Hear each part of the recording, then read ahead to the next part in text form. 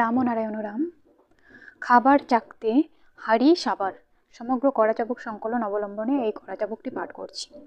প্রশ্নকারী বলছেন, বর্তমানে দেশের যা অবস্থা হয়েছে তাতে কোনো কিছুরই কুল কিনারা দেখতে পাচ্ছি না। কোন পথে যাব, কি করব, কিছুই ভাবতে পারছি না। আপনি একটু পথ দেখান। উত্তরে ঠাকুর বলছেন, এই দেশে তোমাদের জন্য এখন একটা মাত্র পথই আছে, সেটা বেছে নিয়ে চুপ করে বসে থাকো। কিছু করার, কিছু ভাবার আর প্রয়োজন নেই। প্রশ্নকারী বলছেন, কি সে পথ? সে পথে কিভাবে অগ্রসর হব সে সম্বন্ধে কিছু নির্দেশ দিন। উত্তরে ঠাকুর বলছেন, তোমাদের ক্ষেত্রে এখন কোনো নির্দেশই কার্যকরী হবে না, কোনো আদেশ বলবৎ হবে না। ব্যাধিতে ভুগতে ভুগতে তোমাদের এখন এমন অবস্থা হয়েছে যে ঔষধে আর কাজ হচ্ছে না, ওষুধ ধরছে না। বেদের সমস্তটুকু নির্যাস নিংড়ে তোমাদের খাইয়ে দিলেও তোমাদের ক্ষেত্রে কোনো ফল পাওয়া যাবে না, কোনো রকম ব্যতিক্রম ঘটবে না, এটাই বুঝতে পারছি। এখন শেষ নিঃশ্বাস কবে পড়বে সেই ক্ষণটির জন্য বসে বসে দিন গোনো, আর কোনো ভাবনা চিন্তার দরকার নেই। প্রশ্নকারী বলছেন, আপনি খুব বিরক্ত হয়েছেন মনে হচ্ছে, আমাদের উপর কি রেগে গেছেন? উত্তরে ঠাকুর বলছেন, তোমাদের উপর রাগবো কেন? আমার রাগেও তোমাদের কিছু হবে না, আমার বিরাগেও তোমাদের কিছু হবে না। অন্তত হচ্ছে না যে, এটা তো দেখতেই পাচ্ছি। শুধু নিজের মেজাজে নিজেই ভুগছি, ভেতরে মেজাজ পুষে রেখে হয়তো আরও যাতনা ভোগ করব। কার উপর রাগ করব বলো? রাগ যদি হয় নিজের উপরই হবে। প্রশ্নকারী বলছেন, আমাদের কি করতে হবে বলুন? উত্তরে ঠাকুর বলছেন, নতুন করে আর কি বলবো বলো? আমি যা বলতে চাই তোমরা তা জানো, হয়তো আমার থেকে অনেক বেশি জানো। বহুদিন বলেছি, বহু সভায়, বহু ঘরোয়া আলোচনায়, বহুভাবে বলেছি, তাতেও যখন আক্কেল হচ্ছে না, আর কিছুতেই আক্কেল হবে বলে মনে হয় না। হুঁশ যদি হতো, আক্কেল যদি আসতো, তবে অনেক আগেই আসতো। এত কথা বলার পরেও আবার নতুন করে জিজ্ঞাসা করার কিছু প্রয়োজন হতো না। আমি বেদের পূজারী, জ্ঞানের পূজারী। আমি সেই দৃষ্টিতেই সকলকে দেখি, সেইভাবেই দেখতে ভালোবাসি, সেইভাবেই দেখতে চাই। তার ব্যতিক্রম দেখলে দুঃখ পাই। আমি বেদের দণ্ড নিয়ে সব কিছু বিচার করি, সেখানে গড়মিল দেখলে চুপ করে থাকতে পারি না। কেন সেখানে অমিল হবে তাই নিয়ে হইচই করি, প্রতিকার করার যতটুকু আছে করে যাই। তোমাদেরও আমি খুলে খুলে অনেক কথাই বলেছি, তোমাদের চোখে আঙুল দিয়ে দেখিয়ে দিয়েছি কোথায় গলদ, কি করতে হবে তারও ইঙ্গিত দিয়েছি। আমার কথাগুলো রূপকথার গল্পের মতো শুনে তোমরা হাসছো, কাঁদছো, রাখছো, পর মুহূর্তে সব ভুলে যাচ্ছ। কর্পূরের মতো তোমাদের মন থেকে তার রেশটি পর্যন্ত উড়ে যাচ্ছে। সুফল কিছুই হচ্ছে না, অথচ খুলে বলার প্রতিফল আমি পদে পদে পাচ্ছি। এর জের হয়তো আরও অনেক পোয়াতে হবে। সুতরাং অযথা ওই সত্য কথাগুলো বলে লাভ কি? প্রলাপ বলার মতো রোগীর আরাম ছাড়া আর কোনো কাজেই লাগবে না। সত্যালাপগুলো প্রলাপে পরিণত হচ্ছে। এসব দেখে দেখে এখন আর কিছুই বলতে বা করতে ইচ্ছা করে না। এসব দেখে দেখে এখন আর কিছুই বলতে বা করতে ইচ্ছা করে না। চুপ করে সহ্য করা ছাড়া আর উপায় কি? তাই চুপ করে আছি। তার জন্য নিজের উপর ছাড়া কারোর উপরই কোনো অভিযোগ নেই। প্রশ্নকারী বলছেন, মনে হচ্ছে আপনি ভেতরে ভেতরে একটা ব্যথা অনুভব করছেন, আর সেই ব্যথা থেকে এইসব বলে যাচ্ছেন। আপনার ব্যথা অনুভব করে আমরাও ব্যথা পাচ্ছি। উত্তরে ঠাকুর বলছেন, তোমাদের আজকের দুঃখ ব্যথা চলচ্চিত্র দেখে সুখ দুঃখ অনুভবের মতো।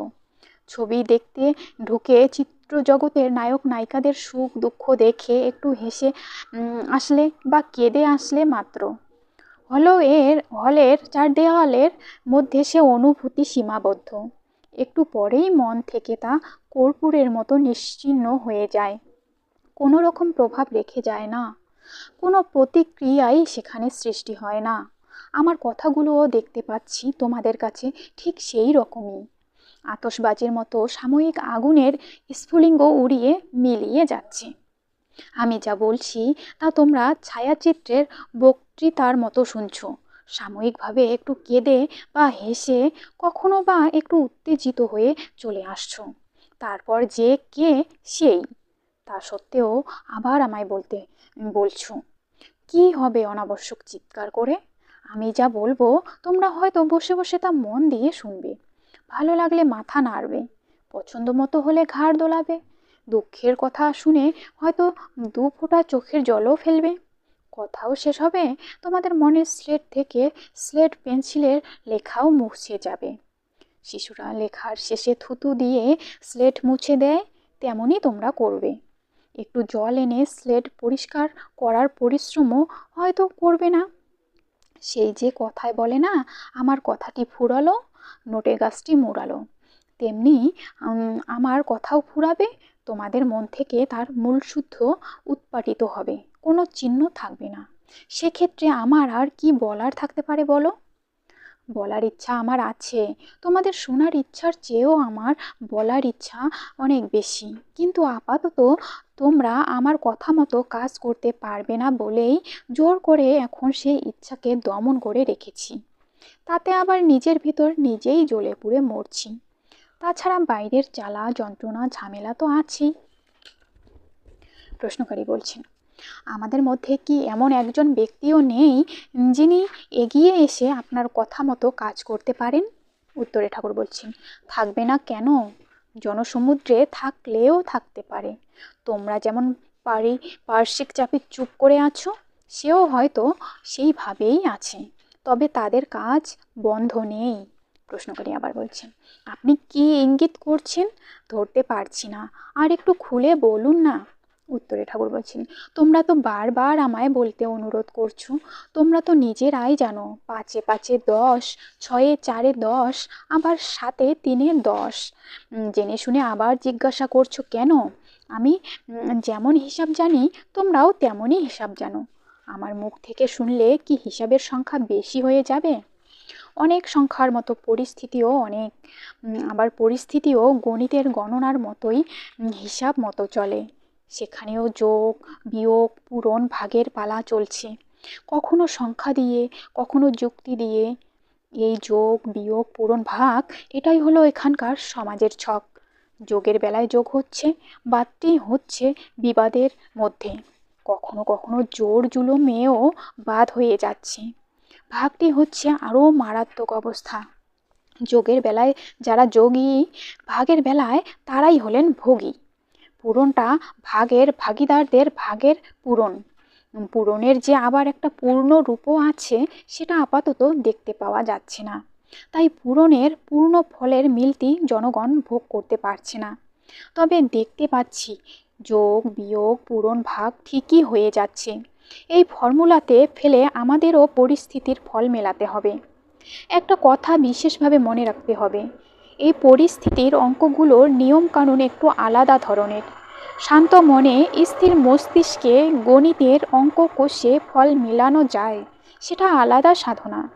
পরিস্থিতির অঙ্কের ফল পেতে হলে সবসময় ঠান্ডা মেজাজে সুস্থ মস্তিষ্কে সাধনা করা যায় না। তাতে ভাগাভাগি বাদাবাদি এমনভাবে চলছে যে মাঝে মাঝে লাঠালাঠি ছাড়া ফল মেলানো যায় না। এখন চলছে ভাগাভাগির পালা।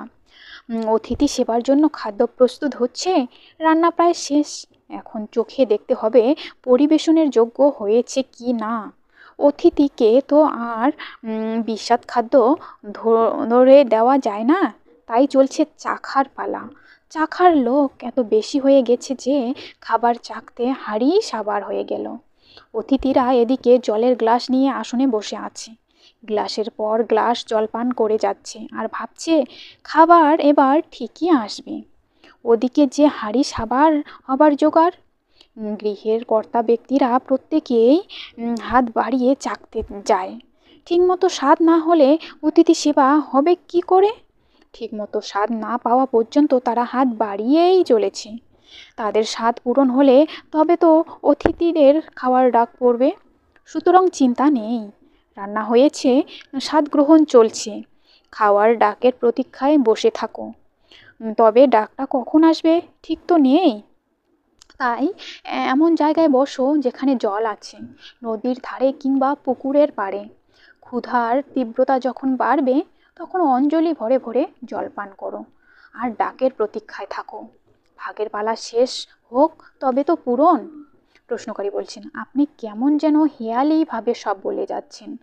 আমরা আপনার সব কথা বুঝতে পারছি না, খোলাখুলিভাবে বলুন না। উত্তরে ঠাকুর বলছেন, সব কথা তো সব সময় খুলে বলা চলে না, একটু বুঝে নিতে হয়। তবে আমি যতটুকু বলেছি খোলাখুলিভাবেই বলেছি। সঙ্গে সঙ্গে তোমরাও চোখ বুঝে না থেকে খোলাখুলিভাবে চারিদিকে চোখ খুলে তাকাও, তবেই বুঝতে পারবে।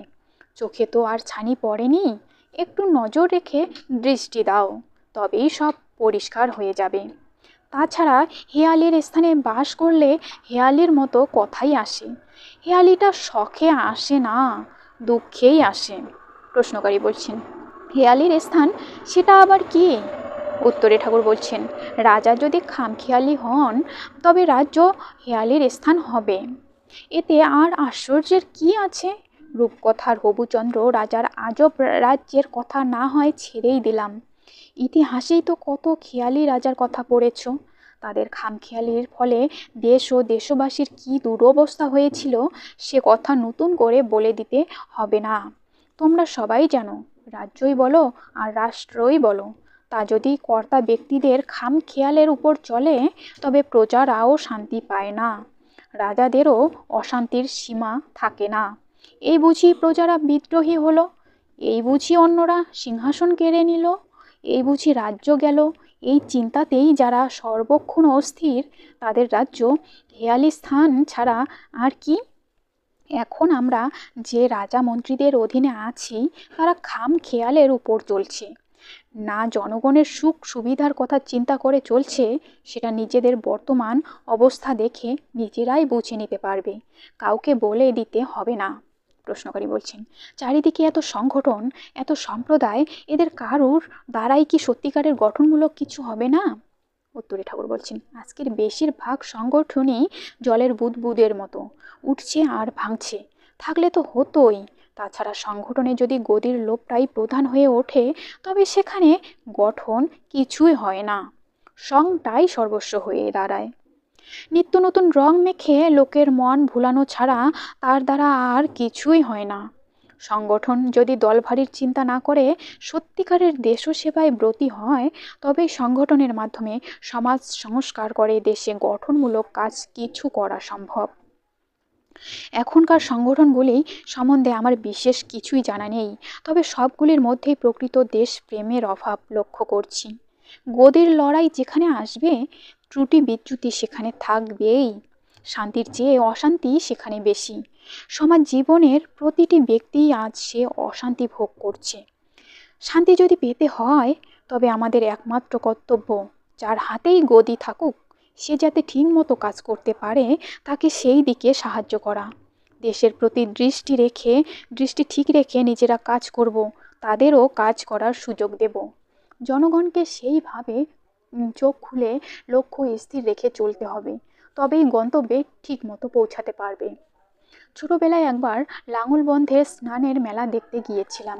রাস্তা চিনি না, সবাই বলে এগিয়ে যাও, সামনে পিছনে প্রচুর লোক। আমিও লাইনের ভিতর পড়ে গেছি, ডাইনে বাঁয়ে তাকাতে পারছি না, এত ভিড়। প্রত্যেকের দৃষ্টির সম্মুখে সবাই এগিয়ে চলেছে, কোথায় এসেছে কিভাবে যাচ্ছে কিছুই কেউ বলতে পারে না, আমিও জানতে পারছি না।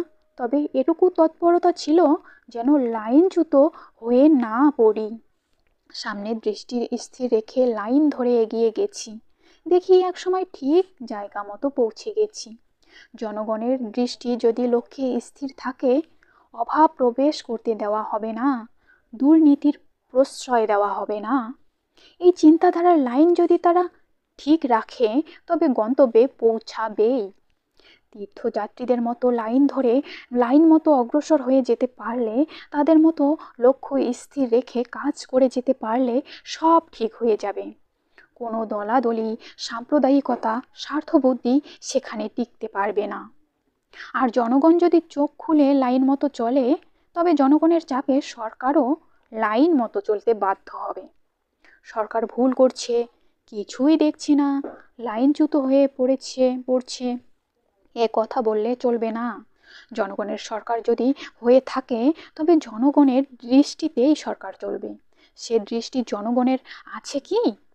জনগণের দৃষ্টি এখন কোথায়, সেটাই আজ ভাববার বিষয়। ধোয়া টেনে ধোয়া ছাড়ার মতো কিছু কথা ছেড়ে দিলেই তো চলবে না। জনগণকে আজ এক নীতিতে সংঘবদ্ধ হতে হবে। এছাড়া এখন আর কোনো কিছুতেই হবার মতো কিছু দেখতে পাওয়া যাচ্ছে না। প্রশ্নকারী বলছেন, সেই নীতিটি কি? উত্তরে ঠাকুর বলছেন, এক পৃথিবীর সন্তান আমরা, সেইভাবেই আমাদের অগ্রসর হতে হবে। যদি কোনো নীতির চর্চা করতে হয়, তবে এটাই হবে আমাদের নীতি। আর যার যার ব্যক্তিগত রাজনীতি, ধর্মনীতি বাড়িতে বসে করুক, সেখানে আমরা কিছু বলতে আসবো না। বাঁচতে হলে সব দিক সুশৃঙ্খলা বজায় রেখে পরম শান্তির পথে এগিয়ে যেতে হবে। সে পথে যেতে হলে মাটিই একমাত্র আসন। এই চিন্তায় স্থির থাকতে হবে। এই চিন্তায় স্থির থাকলে তারতম্য ভেদাভেদ কখনোই আসবে না। উঁচু নিচু ধনী দরিদ্র নির্বিশেষে শ্মশান যেমন সবার, তেমনি এই মাটির আসনে সকলের সমান অধিকার। আমাদের চলার ভিতটা যদি সেইভাবেই থাকে, তবে সেই ভিত্তিতেই সব সুন্দর করে গড়ে উঠবে। আমাদের চলার ভিত কাঁচা, তাই ভেঙে চুরে পড়ছি। যত পড়ছি ততই সমস্যার পর সমস্যার সৃষ্টি হচ্ছে। দেশপ্রেমিক তো কতই জন্মালো, কত দেশ ও নেতাই এলো আর গেল, সমস্যাগুলো ঠিকই রয়ে থেকে গেল, সমাধান তেমন আর পাওয়া গেল না।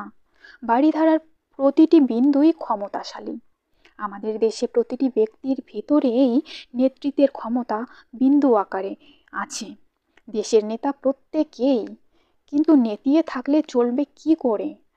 এক ফোঁটা বৃষ্টি একটা ধূলিকণাকেও ভেজাতে পারে না, কিন্তু সহস্র সহস্র ফোঁটায় যখন তারা নেমে আসে, তখন দেশ ভেসে যায়। একজন বিশেষ নেতার দিকে চেয়ে বসে না থেকে নিজেদের ভেতরকার নেতৃত্বের বিন্দুগুলিকে সমধারায় সমবেতভাবে বর্ষিত করলে ভাষাতে কতক্ষণ, গড়াতে কতক্ষণ, সেই অক্লান্ত অবিরল বারিধারায় দেশের সব ক্লেদ সব পঙ্কিলতা ধুয়ে মুছে পরিষ্কার হয়ে যাবে। দেশ আবার সুজলা সুফলা হয়ে উঠবে। দুঃখের বিষয় হলো, কোনো বিন্দুর সঙ্গে মিলতে পারছে না। সিন্ধুর ক্ষমতা থাকলেও বিন্দু মাঝ পথেই শুকিয়ে যাচ্ছে। নেতৃত্বে বিরোধ বেঁধে দেশ শুদ্ধ নেতিয়ে পড়ছে। একদিক থেকে আমাদের ভাগ্য ভালো বলতে হবে যে প্রকৃতির রাজ্যে এ গলদ প্রবেশ করেনি। মেঘ তো মাথার উপরেই আছে, আলো বাতাস আমাদের চারিপাশেই ব্যাপ্ত। জগৎ থেকে এরা তো বেশি দূরে নয়। এ জঞ্জাল যদি তাদের ভেতর প্রবেশ করত, তাহলে উপায় ছিল না। প্রকৃতির প্রতিটি বস্তুর মিলিত প্রচেষ্টাতেই প্রকৃতি রাজ্য সুশৃঙ্খলার সঙ্গে শান্তিপূর্ণভাবে চলেছে। সেখানে আমি বড়, আমি সব, এ ভাব কারুর মধ্যে নেই। আমাদের এখানে কি দেখতে পাচ্ছি? ট্রেনে ক্লাস, প্লেনে ক্লাস, ঘরে ক্লাস, বাইরে ক্লাস, যেখানে যাই সেখানে ক্লাস। এমনকি নিজেদের ভেতরে পর্যন্ত ক্লাসের অন্ত নেই। এই ক্লাসের ফলে ক্লাসিফিকেশন, বিরোধ থেকেই বিভেদ। কিন্তু আমাদের মাথার উপরেই অনন্ত সৌরজগৎ, সেখানে অগণিত গ্রহ উপগ্রহ অবাধে বিচরণ করে চলেছে। ধূলিকণা গুণে শেষ করা যাবে, কিন্তু এই গ্রহ উপগ্রহ গুণে শেষ করা যাবে না। এই যে গণনাতীত গ্রহ উপগ্রহ, এদের ভেতর তো কোনো বিরোধ কখনোই বাঁচছে না। যে যার আপন পথে ঠিক এগিয়ে চলেছে। প্রকৃতির মধ্যে যে ঝড়, সেটা মিলনের ঝড়, নবসৃষ্টির ঝড়। আলোতে বাতাসে মেঘে জলে যে ঝড়, তা ভাঙার জন্য নয়, গড়ার জন্য। কোনো কারণে আবহাওয়া উত্তপ্ত হয়ে গেলে উত্তপ্ত বায়ু তার কায়েমি আসন দখল করে বসে থাকে না। সে দূরে সরে যায়, উপরে উঠে যায়। বাইরে থেকে শীতল বায়ু এসে আবহাওয়াকে ঠান্ডা করে। তখন তো বায়ুতে বিরোধ বাঁধে না, আমাদের মধ্যে ঝড় উঠলেই সেটা কলহে রূপান্তরিত হয়। প্রকৃতির মধ্যে এ কলহ কখনোই দেখবে না। কত বিরাট সূর্য, কি অনন্ত শক্তি তার, কিন্তু সেও জানে জল না থাকলে মেঘ সৃষ্টি করা তার পক্ষে সম্ভব নয়। মেঘ জানে পর্বতের সংস্পর্শে না আসা পর্যন্ত বর্ষণ করতে সে পারবে না। বাড়িধারা সেও জানে মাটি না পেলে তার একার পক্ষে ফসল ফলানো সম্ভব নয়। মাটি বলছে সৃষ্টি করতে হলে আলো বাতাস সকলের সাহায্য প্রয়োজন। সবাই আবার সূর্যের দিকেই তাকিয়ে আছে। সূর্য তার কর বাড়িয়ে আছে পৃথিবীর দিকে। সৃষ্টিচক্র এইভাবেই ঘুরে চলেছে। এদের মধ্যে তো নেতৃত্ব নিয়ে কখনো বিরোধ বাধছে না। আলো বাতাস জল এরা যদি আমাদের উপর রাগ করে যার যার কাজ বন্ধ করে দিত, তবে আমাদের উপায় কি হতো? পরস্পরের মধ্যে ঝগড়া বিবাদ করে মেঘ যদি বলতো আমি বর্ষণ করব না, দেখি আলো বাতাসের কত শক্তি। সূর্য যদি বলতো আলো তাপ সব বন্ধ, দেখি জলবায়ু এরা কি করতে পারে। জলবায়ুও যদি মুখ ফিরিয়ে বসে থাকতো, তবে তো হয়েই গেছিল, তখনই প্রলয় কাণ্ড বেঁধে যেত। কিন্তু তারা তো এসব কখনো করে না। তারা প্রত্যেকেই জাতি ধর্ম নির্বিশেষে আন্তরিকভাবে যার যার কর্তব্য করে যাচ্ছে, নিঃস্বার্থে যার যার ক্ষমতা অনুসারে দান করে চলেছে। তাদের ওই পারস্পরিক সহযোগিতায় ও মিলিত শক্তিতে সৃষ্টি চলছে। দেশপ্রীতির উদাহরণ যদি দেখতে চাও, তবে প্রকৃতির মধ্যেই দেখতে পাবে। আমাদের সেই প্রকৃতির নীতি মেনে সেই পথেই চলা উচিত। আমরা তো প্রকৃতিরই সন্তান। প্রকৃতির বিষয়বস্তু দিয়েই আমাদের দেহ মন গড়া। তবে কেন প্রকৃতির আবেগ আন্তরিকতা নিঃস্বার্থতা আমাদের মধ্যে থাকবে না? ভেতরে যে একেবারেই নেই এ কথা বলা চলে না। আছে, আমরা বুঝতে পারছি, কিন্তু কাজে লাগাতে পারছি না। মাঝে মাঝে মেঘের মতো তারা মনকে আচ্ছন্ন করে ফেললে স্নেহে সিক্ত হয়ে ওঠে, তেজে দীপ্ত হয়ে ওঠে, প্রয়োজন মতো গর্জনও ঠিক করে ওঠে, কিন্তু বর্ষণ আর হয় না। তার কারণই হচ্ছে নেতৃত্বের বিন্দুগুলি একত্র হতে পারছে না। ছেলেবেলায় ইতিহাস পাঠের কথা মনে হয়।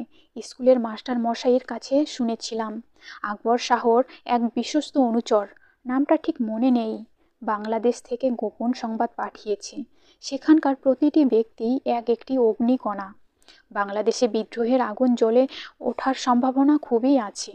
আকবর তাকে আশ্বাস দিয়ে বলে পাঠালেন, নির্ভয়ে তোমরা তোমাদের কর্তব্য করে যাও। বাঙালিদের যত গুণই থাক, অহংমন্যতার জন্যেই তারা কোনোদিন এক হতে পারবে না। সুতরাং তাদের ভয় করার কারণ নেই।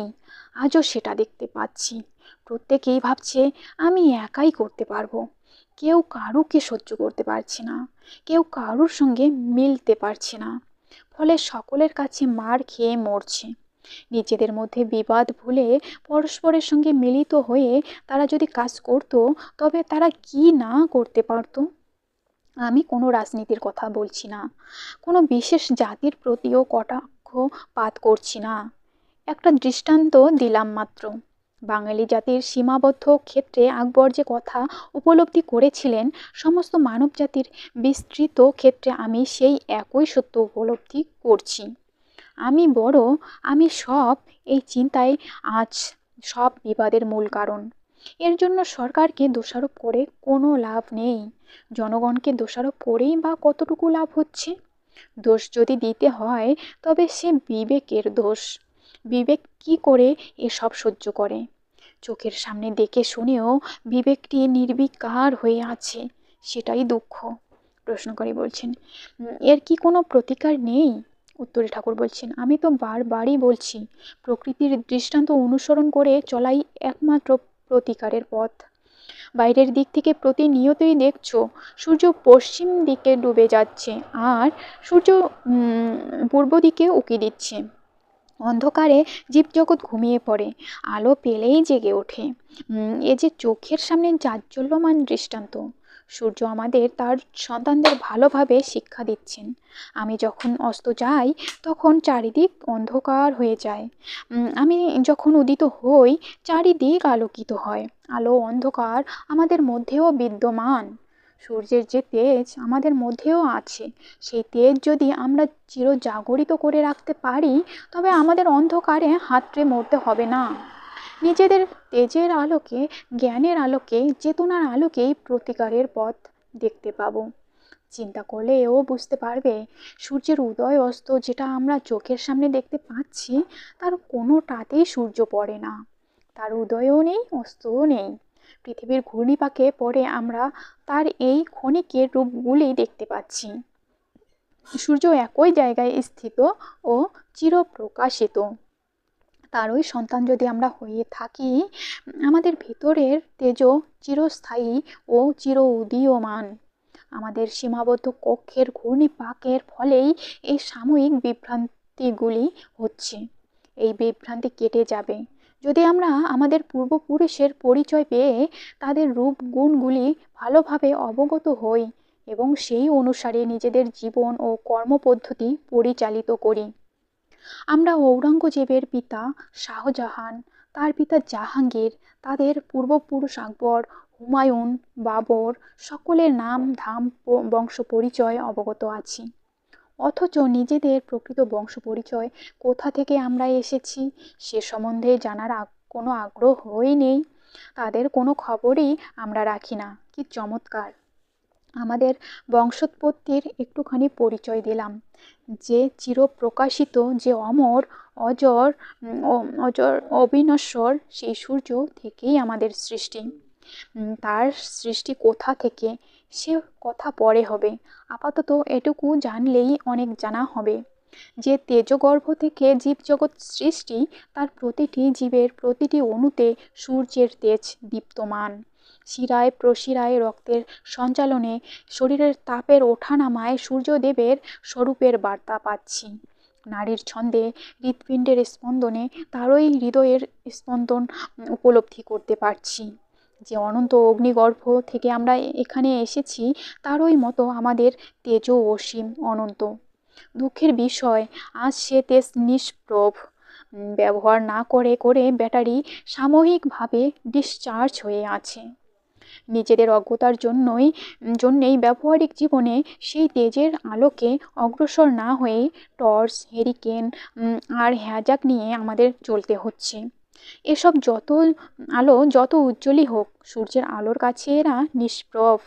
আজকের যে পরিস্থিতি তা যত জটিলই হোক, আমাদের তেজের তুলনায় তা জোনাকি পোকা ছাড়া আর কিছুই নয়। আমরা আজ জোনাকির মতো অন্ধকারে অন্ধকারে শুধু নিজেদের খাদ্যটুকুই হাতড়ে বেড়াচ্ছি, তাতেই ব্যস্ত। নিজেদের মধ্যে সদা দীপ্তমান তেজের কথা বিস্মৃত হয়ে জোনাকির আলো নিয়েই মত্ত আছি। একটু চেষ্টা করে নিজেদের ব্যাটারিটা চার্জ করে নেওয়ার কথা আর মনেই আসছে না। তাই বেদ মন্ত্র দিচ্ছে, সূর্যকে স্মরণ করো, অগ্নিকে, বায়ুকে, বরুণকে স্মরণ করো, তাদের স্মরণ নাও।